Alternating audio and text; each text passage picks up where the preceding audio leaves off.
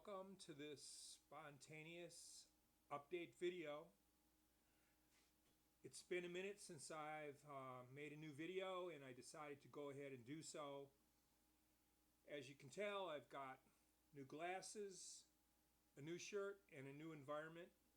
And there's a long story that I'm not going to tell right now about all the changes that have happened since my last video.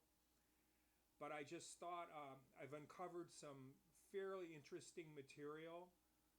I'm coming at you from Winchester, Virginia, where I'm setting up shop gradually here.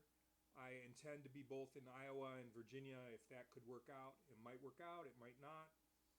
In any case, an interesting topic came up with a friend that I met where I was staying. I was staying at another location, and I met a very interesting person at the hotel, and she had asked me if time travel was really possible. And I explained to her that it is really possible using a kind of combination of spiritual knowledge and metaphysics and physics itself.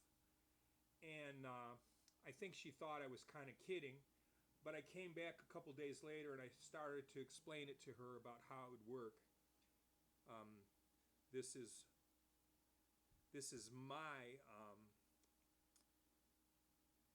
picture of myself is in this direction and my camera is in this direction, and I try to keep my eye on the camera, maintaining good eye contact with the viewer.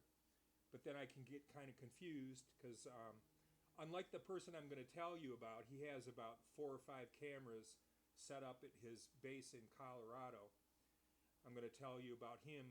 He has a very scientific view of time travel, utilizing knowledge of divine geometry and some knowledge that was recently uncovered related to the pyramids and a probable past lifetime he had.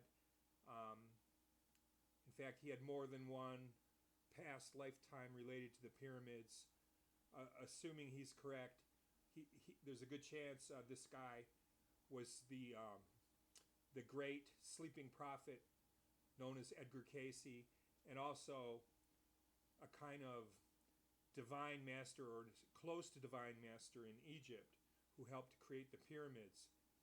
Related to this, they recently discovered, they being people who are really interested in studying the pyramids in Giza in Egypt, they recently discovered that there's an elaborate structure under the pyramids that actually may be related to some spectacular scientific possibilities related to the pyramids, which could involve our ability to contact other life forms in other parts of the galaxy or the universe, and even to be able to move throughout the universe using a spaceship or otherwise.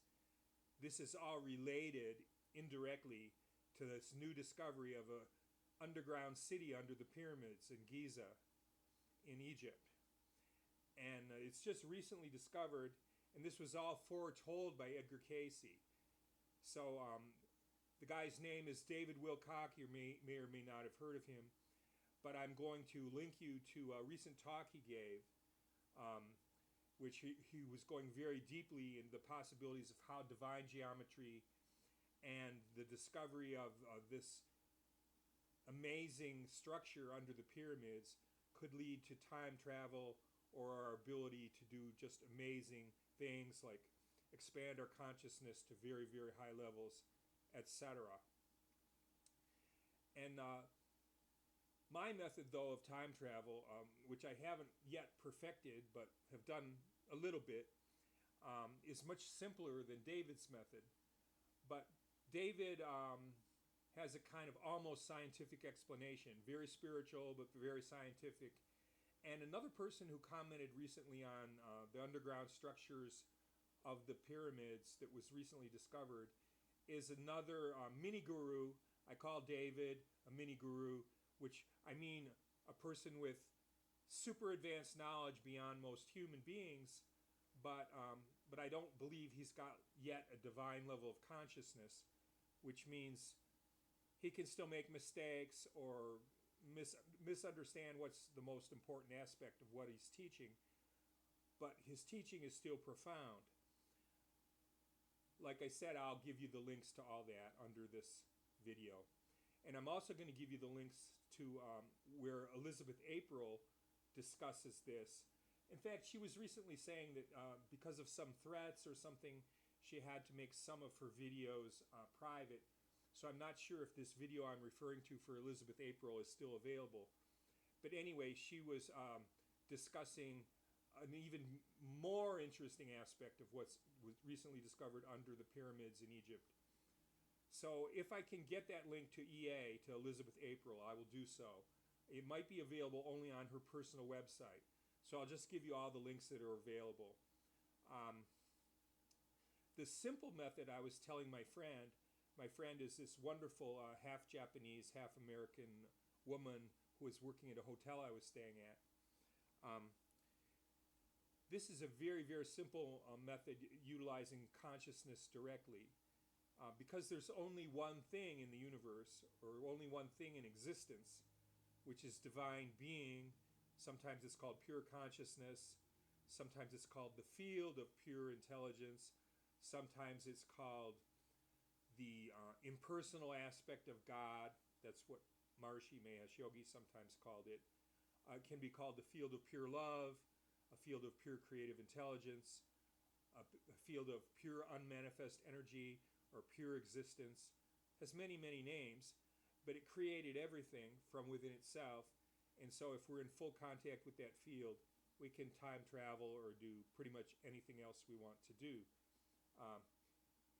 I'm not at that level yet, but I'm working on it. And Maharishi Mahesh Yogi had many techniques to achieve that kind of a state.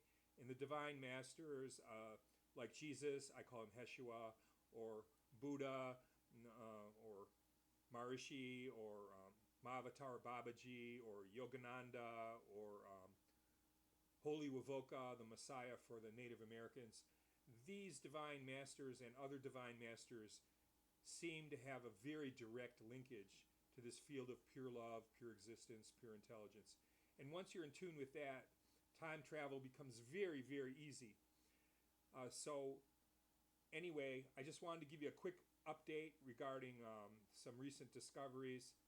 And it's good to see you all again. It's been a long time.